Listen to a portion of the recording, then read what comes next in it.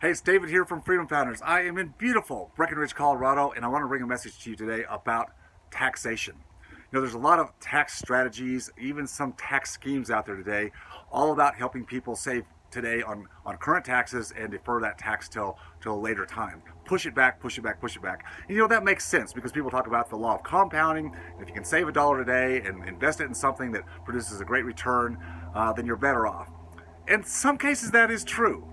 It all depends upon what you're investing in, if you're actually really investing or not. There's a lot of assumptions made in this particular thing. What are some of the things that I hear about that are tax deferral mechanisms? Well, the typical one is the 401k, or even a traditional IRA. You put money in this construct, and it can grow tax deferred, not tax free, tax deferred, until you're age 59 and a half or older. Then you can take the money out, and then you get taxed. Sounds like a great thing to do. Again, the law of compounding, you can grow this money and you're not getting the interim taxation, and then you grow this big pile of money up and then you start taking it out later when you're older, and you pay taxes then at whatever the tax rate is. A couple problems I see with that is, one, you're tying up your money. You're putting your money in a prison where you can't actually get to it if you had a better opportunity without paying a penalty and the tax to get it back out before age 59 and a half. So you're putting that money away in an environment where you cannot get to it for better opportunities. I don't like that. Second, how do you know what the tax rates are going to be when you're 59 and a half? My guess, my real heavy assumption is that they're going to be higher than they are today. That's just the direction we're going. We've got so much debt in this country. We're becoming more socialistic. Look for tax rates to be higher. So I don't necessarily want to be paying taxes on this big growth of money down the road when my tax rate could be much higher than it is today.